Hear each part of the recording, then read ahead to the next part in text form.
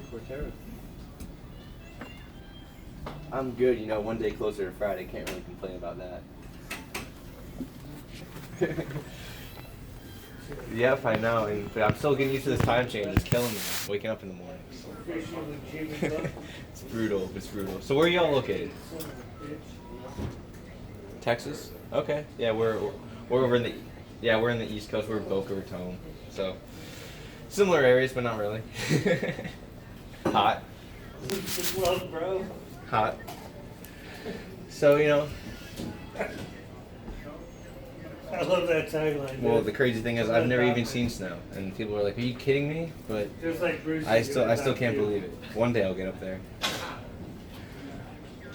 I'm just used to the heat, and I just need a break from it. So anyways, I thank you for taking some time out of your day to meet with me. I want to make sure I keep this brief and to the point for you, so we don't run over time. So if you could, just to start out, tell me a little bit about your current processes over there regarding credit. If you're using any vendors and how that's looking in the workflow.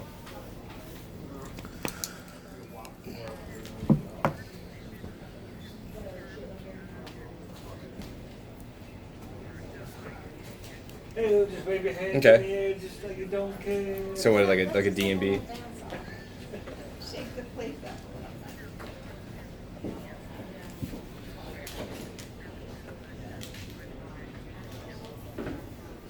Okay. Here. Teamwork. Okay. Wow, you got a lot there. And if you had to estimate on a monthly basis, how many active accounts are you working with over there? Like if you any given month. Hey, it's all good. You think it's under 1,000, over 1,000? You can ballpark it. Okay, a little under. That's fine. Okay.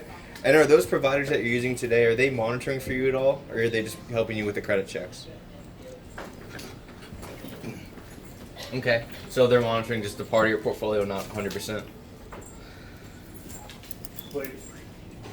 Okay. Awesome. So, start out. Tell you a little bit of background about us, how we began, where we are now, and then I can dive into the solution with you, walk you through it, and then we can see if it makes sense for your company. Is that fair?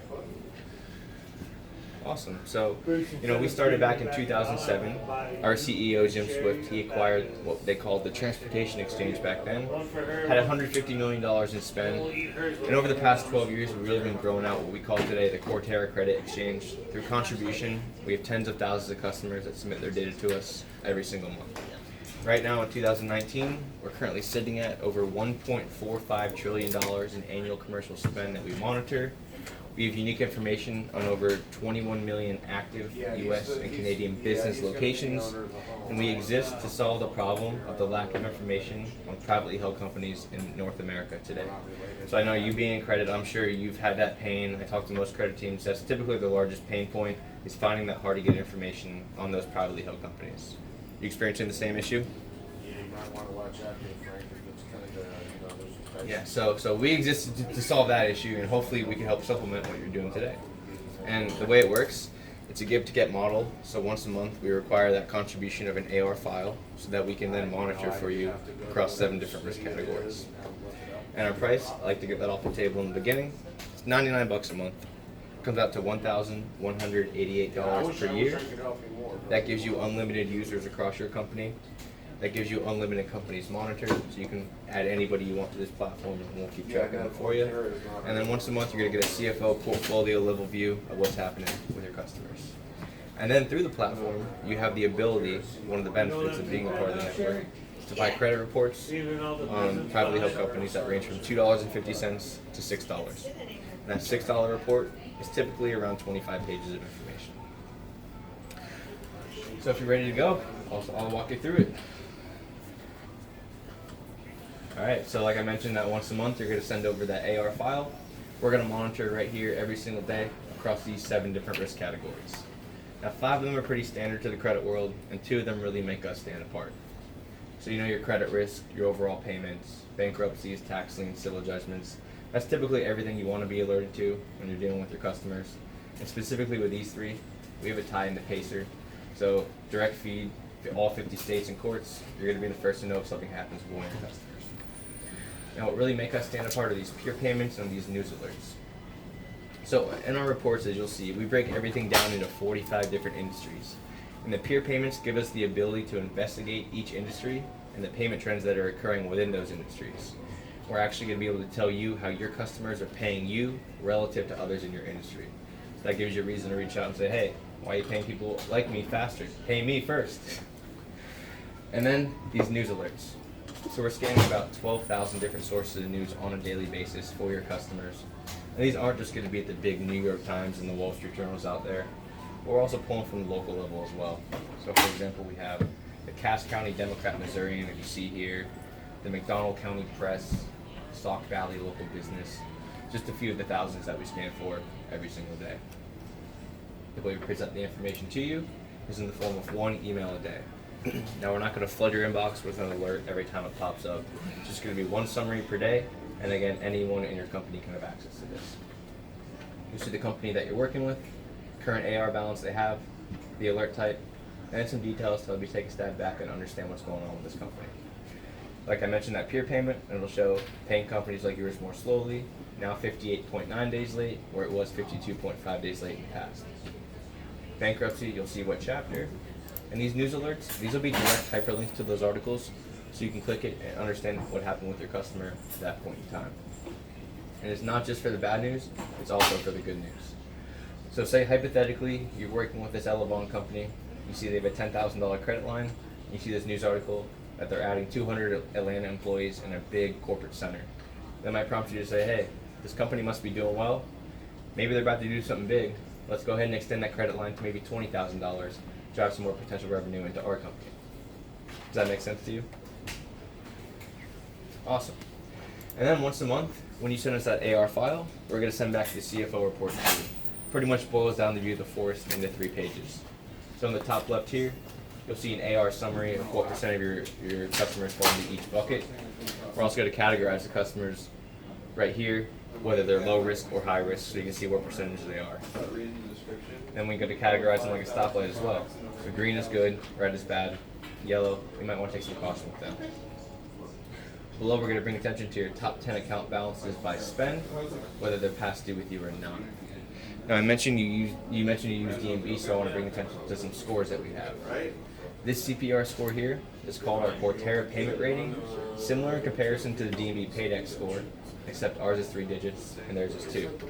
So we're analyzing all of these different payment behaviors within our network, and we're generating a score of 100 to 900. The higher the score, the lower the risk. This Cortera score here, similar in comparison to that D&B commercial risk score or your FICO scores out there. This is our 12-month predictive score for the risk of severe delinquency. So this one is also 100 to 900 scale.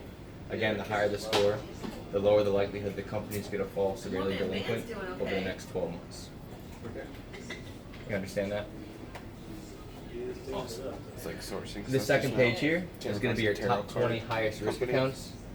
These are companies we've seen their CPR score significantly drop over the past couple months. If they're slowing down payments to other suppliers, we definitely want to attack this list first, get this money back into your company before they ultimately shut down the doors and leave you with balance that they cannot pay. That's awesome. Because another problem we're trying to solve is that 3,000 companies open and close their doors every single day in the U.S. And you don't want to be surprised when that happens to one of your customers. You want to have a tool that'll help you proactively track the declining health of a company rather than a reactive measure where you can't really do much when they're out of business and they say, hey, we're not paying you. So with our alerts, you're actually able to track the downward decline of a company. And, yep.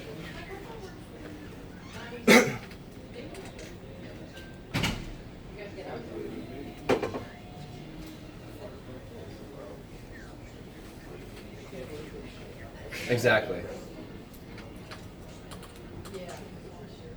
So that CPR score is that payment, the 3-month historical payment score. So over the last 3 months, we're going back into our database, analyzing all the payments between companies, seeing who's late, who's slowing down payments, and based on this list here, these are companies that their CPR score has significantly decreased from the last month. So they've significantly slowed down payments to other people like you, so specifically in your industry. And there's bad. Yeah, so people that you're working with that pertain that are most relevant to you, we're gonna let you know who's slowing down those payments because you should be getting that money back in as soon as possible. And by the alerts here,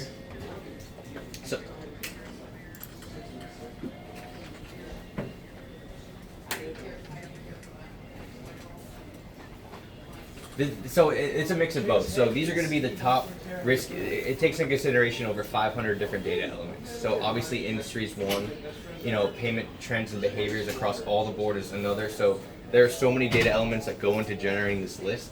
It's a high level thing that I'll get an answer for you from data if you want that. But what I meant by the downward trend here is so if you see an alert and you see that a credit risk alert happens, that their Cortera score is dropping below a certain threshold, these payment scores are dropping. So we actually had this case study with Toys R Us. We were able to go back into the past, pull back all the alerts on Toys R Us. We were seeing the declining payment trends and the peer payments were becoming slower and slower. And we knew that ultimately something was going to happen, and then boom, the next thing you know, we get that alert. Toys R Us files Chapter 11. So those are ways that you can track it. And also, if there's an alert, you'll see any alerts right here if you might have missed them over the past 30 days. So you can kind of keep track. Say, oh, there was 170 credit risk alerts on my company, 13 peer payments, and so on and so forth. And then you're able to go back to the platform here, and you can sort. So you can sort by alert. So if you want to go back and sort, let's see who is bankrupt. You can choose that, and search it. It'll choose all the criteria. You can choose what alert you want to look at right away, and refresh the results. You can sort by days. You can sort by public and private. So this alert system is very user friendly. So you can go back and look at what you might have missed. Did I answer your question? Okay, awesome. You're welcome. And then this last page here, this is going to be your top 20 high collectability accounts. These are the top 20 customers paying others. This one is your industry specific. So these customers are paying other people like you faster. So this gives you a reason to reach out and say, hey, what's going on? We know you have the money, you have great scores with the service that we're using, pay us. It's about time. So definitely use this list right away for the collection efforts. We can even use it on the sales and growth side because these are healthy companies with a lot of money out there. So they can, afford if you were to extend the credit line, maybe another $5,000, $10,000. So there's a lot of factors that go into this as well. And this comes out once a month. So if you want a different view of that, you can come back to our platform here and go to the Vitals tab. This Vitals tab will give you more of a visual representation of what's going on. So you can see an overall portfolio score, different risk exposure levels, top 10 customers, and any alerts you may have missed. Then we also give you some payment trends on your portfolio, how you've been doing month by month. Again, the visual representation of how much AR is in each bucket.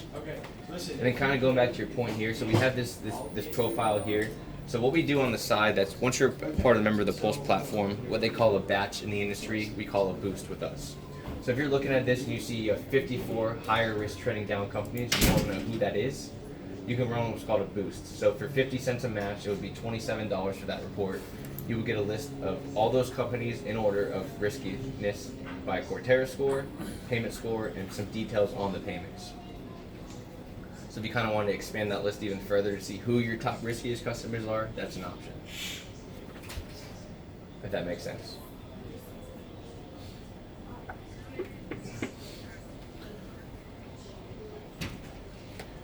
So this is the profile I use for my demos. So this is going to be tailored to you. Yeah, so if you were to look at this dashboard based on your customers, and for example, if you saw there was 54 here and you want to know who those people were, you can just what they call as a boost, and you'll get a whole list in order of riskiness for 50 cents per match. Cool. She's praying for a board. You get that? Praying for a board. Bye, Tracy. Awesome. So that's just an extra feature that's available in the platform. What we also have is called our Watch Plus list.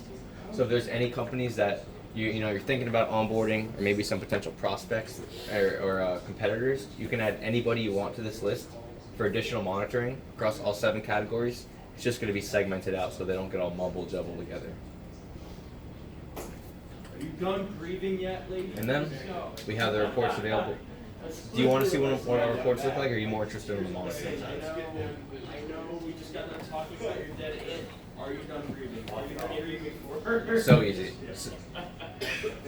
Yes. So you can search for a company here, USA or Canada, or if you see, the good thing about alerts, you're not gonna have to go back and randomly pull reports on companies to check their health.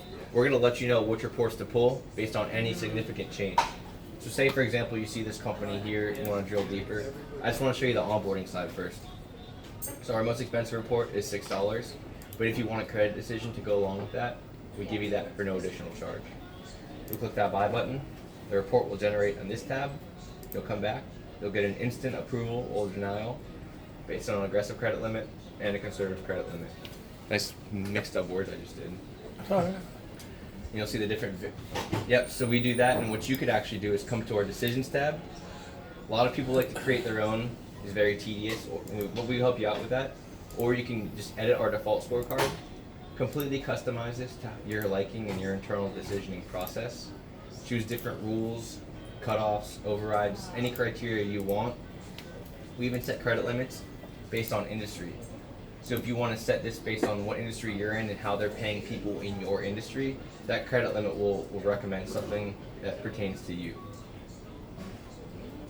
And that's no additional charge for that, it's just included with the report. And then, yep.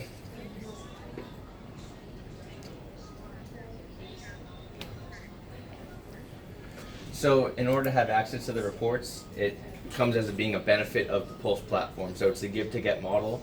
So it wouldn't be, the way our model is, it wouldn't be fair to the non-contributors, or to our contributors if we allow non-contributors to pull these reports if they weren't submitting data.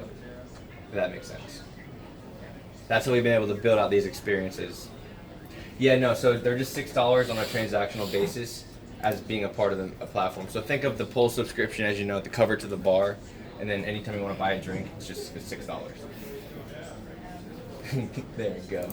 And then this is our it's the easiest way to explain it. And this is our report on Cargill. This is a private company in our platform, 25-page report.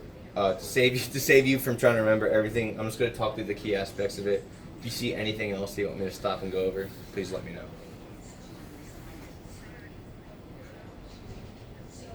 So